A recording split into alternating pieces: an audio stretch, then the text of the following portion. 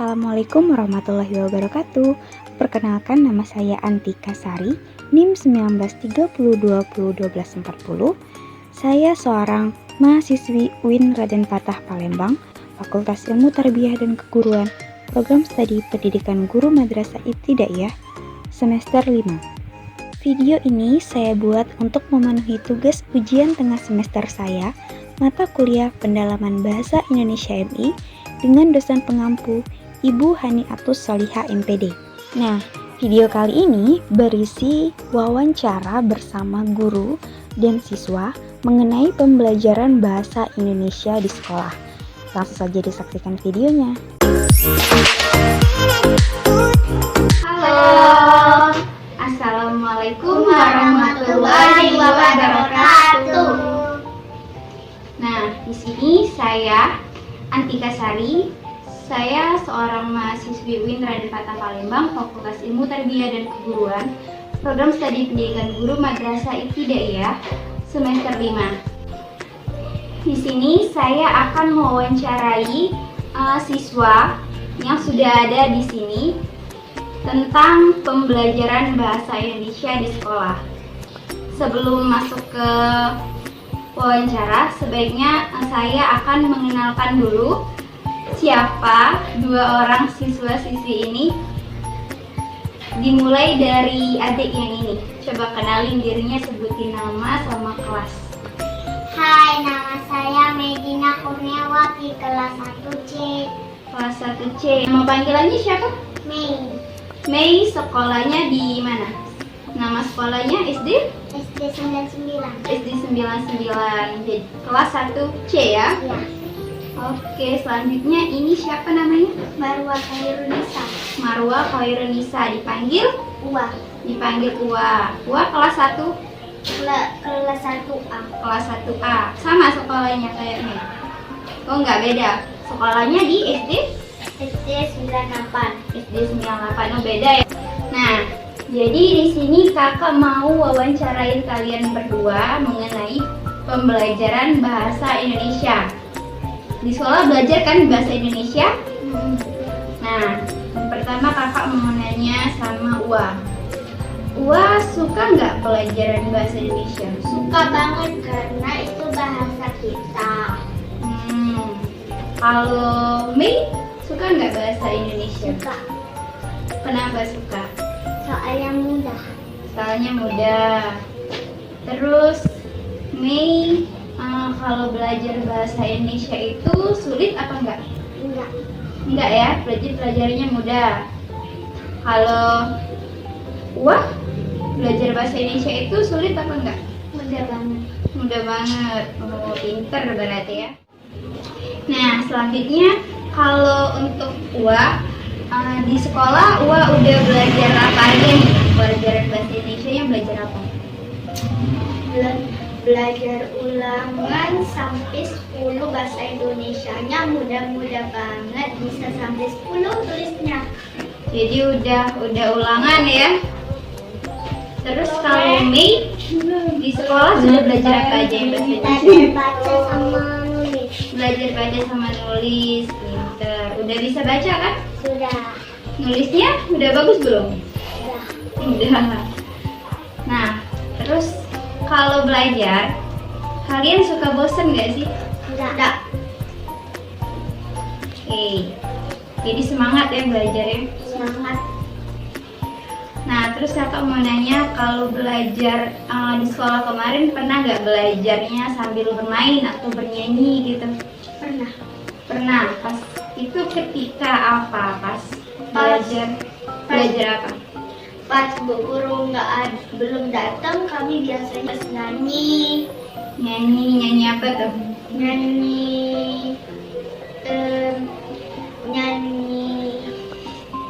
lagu anak-anak. Nyanyi lagu anak-anak. Nah, kalau gua tadi kan pernah ya belajar sambil bermain. Nah, coba kakak tanya sama Mei. Kalau Mei pernah nggak belajarnya sambil bermain gitu? Nah, Pernah. Itu gimana tuh? Diajak bermainnya pas ketika kapan? pas belajar. Berarti sudah belajar, itu gurunya ngajak main ya gitu. Itu biar kaliannya nggak bosen. Oke, pintar. Nah, pertanyaan terakhir nih buat Ua sama Mei. Menurut kalian, ketika gurunya ngajak kalian belajar sambil bermain atau bernyanyi itu menurut kalian seru nggak? Seru banget. Seru banget ya. Oke, mungkin ini saja wawancara saya bersama dua orang siswa ini. Apabila saya ada salah kata, saya mohon maaf. Kepada Allah saya mohon ampun. Saya akhiri. Assalamualaikum warahmatullahi wabarakatuh. Assalamualaikum warahmatullahi wabarakatuh. Perkenalkan, nama saya Anita Sari. Di sini saya sudah berada dengan salah satu guru sekolah dasar di Palembang. Langsung saja mungkin kita perkenalan dulu dengan ibu ini. Nama saya Ibu Danti. Saya mengajar di salah satu sekolah dasar negeri yang ada di Palembang. Kalau boleh tahu, ibu mengajar siswa kelas berapa? Kelas 1. Kelas 1. Ibu mengajar baru atau? Saya baru 2 tahun mengajar sebagai wali kelas. Oke. Nah, jadi Antika mohon izin Bu untuk bertanya mengenai pembelajaran bahasa Indonesia di sekolah. Jadi nanti saya memberi beberapa pertanyaan kepada Ibu. Mungkin Ibu bisa menjawab dan membagi ilmunya sedikit kepada saya. Oke, mungkin langsung saja ke pertanyaannya, Bu ya. Pertanyaan pertama. Jadi seorang guru itu sebelum melakukan kegiatan pembelajaran, pasti kan ada beberapa hal yang harus dipersiapkan, Bu ya. Nah, kalau menurut Ibu, apa saja sih yang harus dipersiapkan ketika ingin melaksanakan kegiatan pembelajaran? Kalau menurut saya, yang terpenting itu adalah hati yang bersih. Nah, setelah mempersiapkan hati yang bersih, barulah kita mempersiapkan materi-materi pelajaran ataupun mempersiapkan yang lainnya untuk kita bahas di hari esok. Berarti yang terpenting itu ialah kita harus menyiapkan hati kita dulu yang bersih, terus karena kalau misalkan hati kita bersih pasti kita enjoy gitu ya Bu ya belajarnya. Pasti lebih ceria mengajar.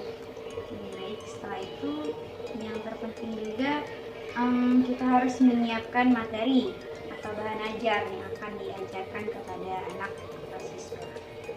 Oke, pertanyaan yang kedua, ini kan di pembelajaran itu ada banyak metode pembelajaran yang bisa digunakan ya Bu. Nah, kalau menurut Ibu, metode apa sih yang cocok digunakan untuk mata pelajaran bahasa Indonesia ini? Untuk metode sendiri, semua metode itu bisa kita pakai, tergantung bagaimana cara kita melakukannya, mempraktekkannya. Kalau saya sendiri lebih suka menggunakan metode ceramah, yang mana yang pertama kali yaitu saya menjelaskan semua pelajaran kepada anak-anak. Kemudian di akhir penjelasan saya bertanya kepada mereka, apakah mereka sudah jelas dengan penjelasan saya atau belum jelas dengan penjelasan tersebut. Metode lain yang saya gunakan yaitu ketika kita sedang membaca buku, kemudian ada teks yang mana teks tersebut saya suruh anak-anak untuk membacanya terlebih dahulu, kemudian mereka pahami. Lalu jika mereka tidak mengerti dengan apa yang mereka baca, mereka bisa bertanya kepada saya. Jadi metode yang digunakan biasanya itu adalah metode ceramah dan menyuruh anak itu membaca terlebih dahulu. Terus Bu, gini, nah sempat ada soal kemarin Jadi kan salah satu cara mengajar yaitu adalah dengan cara pendekatan kontekstual. Jadi setahu saya itu kalau pendekatan kontekstual itu adalah konsep belajar yang membantu guru mengaitkan antara materi yang diajarkan dengan situasi dunia nyata. Jadi siswa itu langsung mengaitkan dengan pengalaman pribadinya, gitu kan.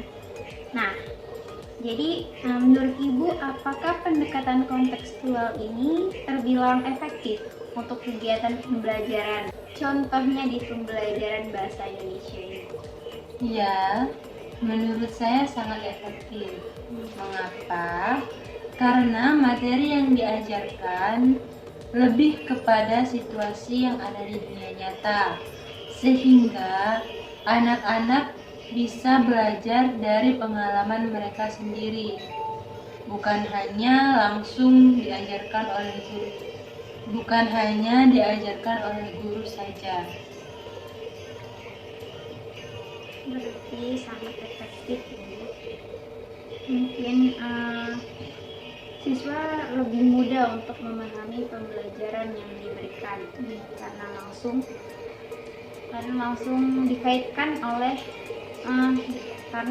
dikaitkan dengan situasi dunia nyata.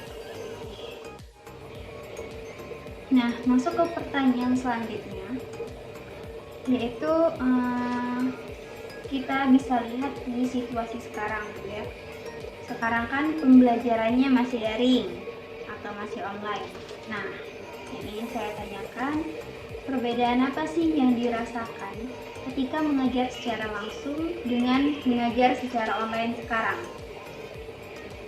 Apakah ada kesulitan dihadapi? Untuk kesulitan itu tentu ada ya. Karena kalau pembelajaran secara langsung itu antara guru dan siswa bisa langsung bertatap muka. Guru bisa lebih leluasa menjelaskan materi pembelajaran yang akan diajarkan. Dan siswa pun bisa lebih mudah untuk memahami apa yang dijelaskan guru. Berbeda dengan pembelajaran secara daring, yang mana tidak semua siswa dan tidak semua guru bisa menggunakan handphone. Terkadang ada beberapa guru yang masih gaptek, dan terdapat juga beberapa siswa yang tidak memiliki handphone. Selain itu, sinyal pun menjadi masalah utama.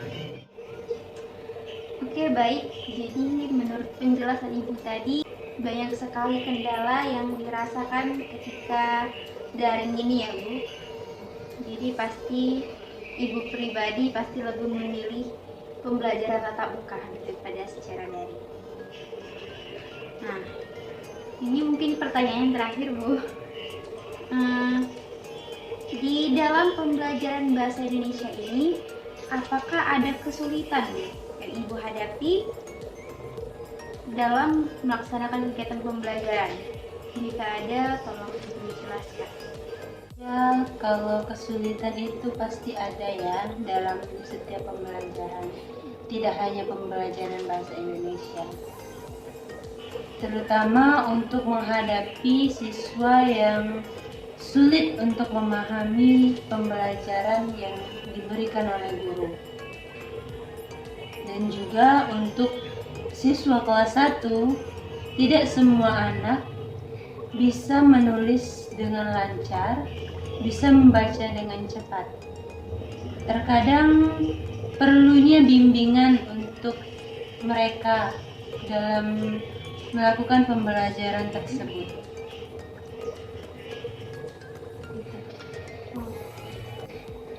Oke, terus kalau menurut Ibu, caranya untuk menghadapi kesulitan tersebut itu apa sih cara yang Ibu tempuh?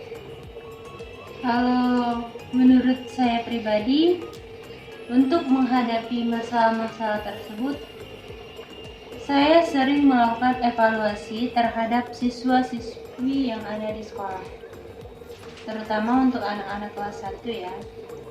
Saya bimbing mereka, dan mungkin untuk anak-anak kelas 1 itu ya mungkin perlunya perhatian yang ekstra agar mereka bisa memahami pembelajaran yang ada di sekolahan.